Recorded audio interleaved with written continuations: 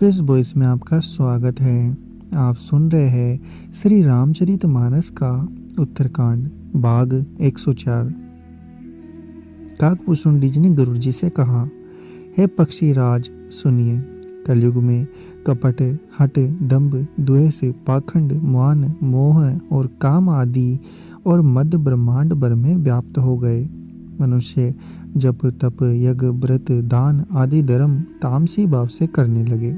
देवता पृथ्वी पर जल नहीं बरसाते और बोया हुआ अन्न उगता नहीं। स्त्रियों के बाल ही भूषण हैं, उनके शरीर पर कोई आभूषण नहीं रह गया और उनको भूख बहुत लगती है, अर्थात वे सदा अतृप्त ही रहती है। वे धनहीन और बहुत प्रकार की ममता होने के कारण दुखी रहती है। वे मूर्ख सुख चाहती है, पर धर्म में उनका प्रेम नहीं है। बुद्धि थोड़ी है और कठोर है, उनमें कोमलता नहीं है। मनुष्य रोगों से पीड़ित है, सुख कहीं नहीं है। बिना ही कारण अभिमान और विरोध करते हैं। 10-5 वर्ष का थोड़ा सा जीवन है, परंतु घमंड ऐसा है मानो प्रलय होने पर भी उनका नाश नहीं होगा। कली काल ने मनुष्य को बेहाल कर डाला। कोई बहन बेटी का भी विचार नहीं करता। लोगों में ना संतोष है, ना विवेक, ना शीतलता है। जाति कुजाति सभी लोग भीख मांगने वाले हो गए हैं। ईर्ष्या, कड़वे वचन और लालच भरपूर हो गए हैं। समता चली गई है। सब लोग वियोग और विशेष शोक से भरे पड़े रहते हैं।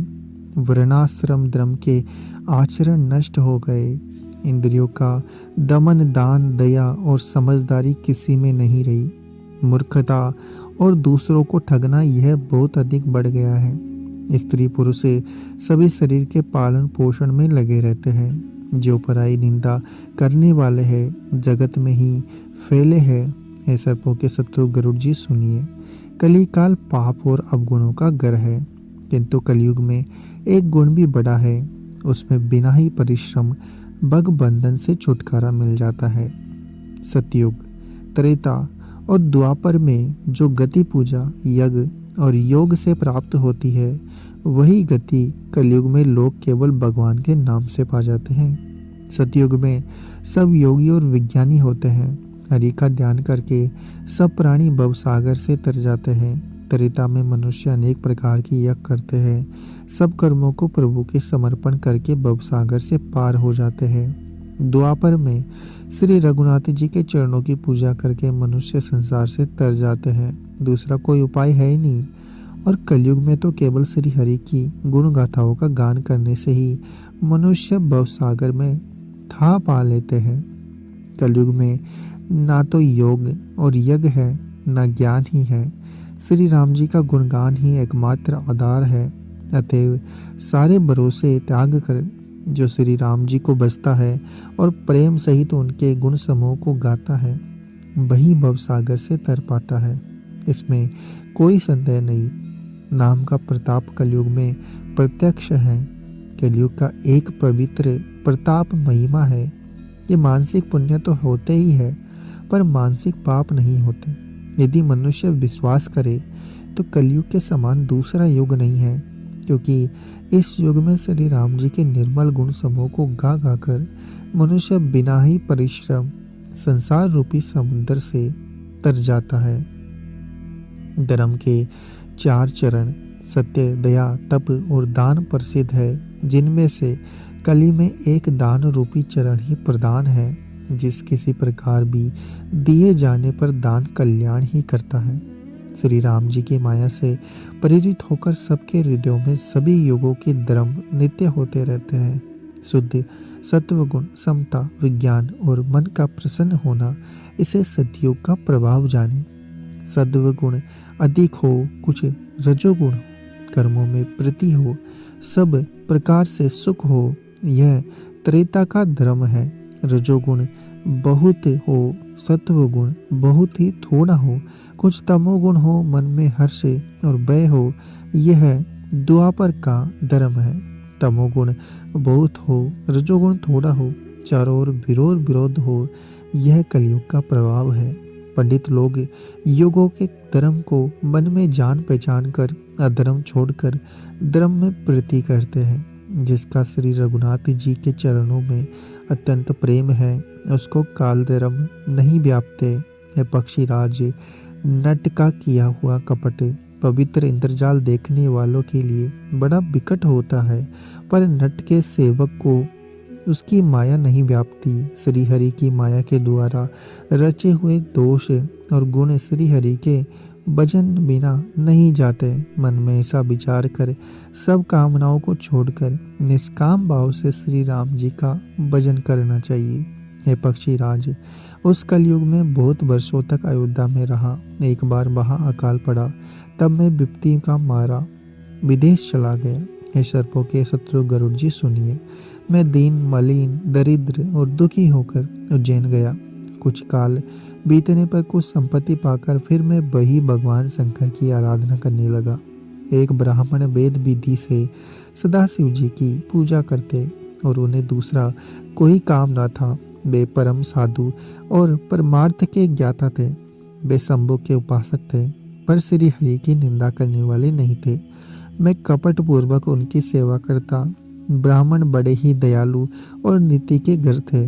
हे स्वामी, बाहर से नम्र देखकर ब्राह्मण मुझे पुत्र की भांति मानकर पढ़ाते थे। उन ब्राह्मण श्रेष्ठ ने मुझको शिव जी का मंत्र दिया और अनेकों प्रकार के शुभ उपदेश दिए। मैं शिव जी के मंदिर में जाकर मंत्र जपता और मेरे हृदय में दंभ और अहंकार बढ़ गया। मैं दुष्ट, नीच जाति और पापमयी मलिन बुद्धि वाला मोह बस श्री हरि के भक्तों और द्विजों को देखते ही जल उठता। विष्णु भगवान से द्रोह करता था। गुरुजी मेरे आचरण देखकर दुखी थे। वे मुझे नित्य ही भलीभांति समझाते, पर मैं कुछ भी नहीं समझता। उल्टे मुझे अत्यंत क्रोध उत्पन्न होता। दम्भी को कभी नीति अच्छी लगती है। एक बार गुरुजी ने मुझे बुला लिया, बहुत प्रकार से परमार्थ नीति की शिक्षा दी कि है पुत्र, शिव जी की सेवा का फल यही है कि श्री राम जी के चरणों में प्रगाढ़ भक्ति हो। हे तात, शिव जी और ब्रह्मा जी भी श्री राम जी को बसते हैं, फिर नीच मनुष्य की तो बात ही कितनी है। ब्रह्मा जी और शिव जी जिनके चरणों के प्रेमी हैं, अरे अभागे, उनसे द्रोह करके तो सुख चाहता है। गुरुजी ने शिव जी को हरि का सेवक कहा। यह सुनकर है पक्षीराज, मेरा हृदय जल उठा। नीच जाति का मैं विद्या पाकर ऐसा हो गया जैसे दूध पिलाने से सांप। अभिमानी, कुटिल, दुर्भाग्य और कुजाति में दिन रात गुरुजी से द्रोह करता। गुरुजी अत्यंत दयालु थे, उनको थोड़ा सा भी क्रोध नहीं आता। मेरे द्रोह करने पर भी वे बार बार मुझे उत्तम ज्ञान की ही शिक्षा देते थे। नीच मनुष्य जिससे बढ़ाई पाता है, वह सबसे पहले उसी को मारकर उसी का नाश करता है। हे भाई सुनिए, आँख से उत्पन्न हुआ धुआं मेघ की पदवी पाकर उसी अग्नि को बुझा देता है। धूल रास्ते में निरादर पड़ी रहती है और सदा सब राह चलने वालों के लातों की मार सहती है, पर जब पवन उसे उठाता है तो सबसे पहले वही उस पवन को भर देती है और फिर राजाओं के नेत्रों और मुकुटों पर पड़ी रहती है। यह पक्षीराज गरुड़ जी सुनिए, ऐसी बात समझकर बुद्धिमान लोग अधम का संग नहीं करते। कवि और पंडित ऐसी नीति कहते हैं, ये दुष्ट से ना कलह ही अच्छा है, ना प्रेम ही। ये गोसाई, मुझे सदा उदासीन ही रहना चाहिए। दुष्ट को कुत्ते की तरह दूर से ही त्याग कर देना चाहिए। मैं दुष्ट था, हृदय में कपट और कुटिलता भरी थी, इसलिए यद्यपि गुरुजी हित की बात कहते थे, पर मुझे वह स्वाति न थी। एक दिन मैं शिव जी के मंदिर में शिव नाम जप रहा था। उसी समय गुरुजी वहां आए और वहां अभिमान के इशारे मैंने उठकर उनको प्रणाम नहीं किया। गुरुजी दयालु थे, मेरा दोष देखकर भी उन्होंने कुछ नहीं कहा। उनके हृदय में लेश मात्र भी क्रोध नहीं हुआ, पर गुरु का अपमान बहुत बड़ा पाप है, अतः महादेव जी उसे नहीं सह सके। मंदिर में आकाशवाणी हुई कि अरे हतभाग्य, मूर्ख, अभिमानी, यद्यपि तेरे गुरु को क्रोध नहीं है, वे अत्यंत कृपालु चित्त के हैं और उन्हें पूर्ण तथा यथार्थ ज्ञान है, तो भी है मूर्ख, तुझके मैं शाप दूंगा, क्योंकि नीति का विरोध मुझे अच्छा नहीं लगता। अरे दुष्ट, यदि मैं तुझे दंड न दूं तो मेरा वेद मार्ग ही भ्रष्ट हो जाए। जो मूर्ख गुरु से ईर्ष्या करते हैं वे करोड़ों युगों तक रौरव नरक में पड़े रहते हैं। फिर वहां से निकलकर वे तिर्यक योनियों में शरीर धारण करते हैं और 10,000 जन्मों तक दुख पाते रहते हैं। अरे पापी, तो गुरु के सामने अजगर की भांति बैठा रहा। अरे दुष्ट, तेरी बुद्धि पाप से ढक गई है, अतः तू सर्प हो जा। और अरे अदम से भी अदम, इस अधोगति को पाकर किसी बड़े भारी पेट के खोखले में जाके रहे। शिव जी का भयानक शाप सुनकर गुरुजी ने हाहाकार किया। मुझे कांपता हुआ देखकर उनके हृदय में बड़ा संताप उत्पन्न हुआ।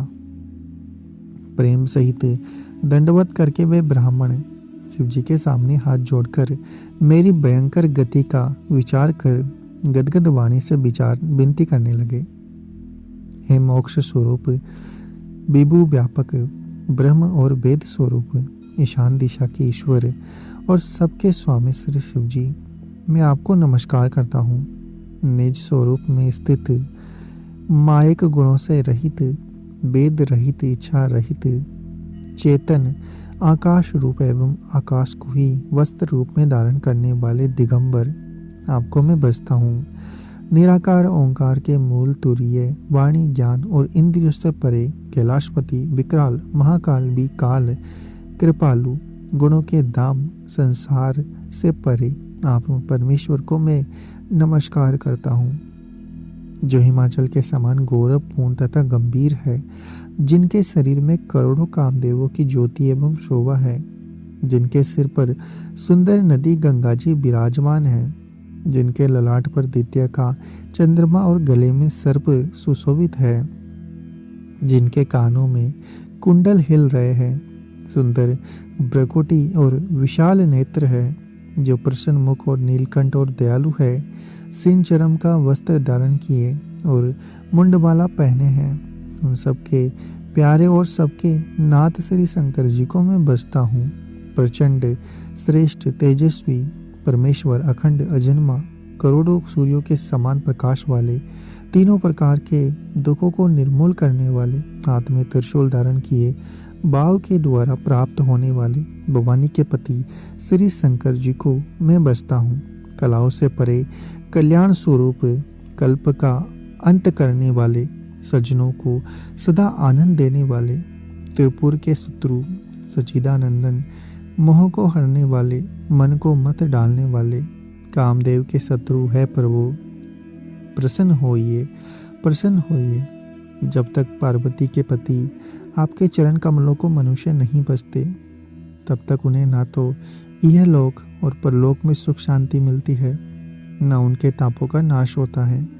अतः है समस्त जीवों के अंदर निवास करने वाले प्रभु, प्रसन्न होइए। मैं ना तो योग जानता हूँ, ना जप और ना पूजा ही। हे शंभु, मैं तो सदा सर्वदा आपको ही नमस्कार करता हूँ।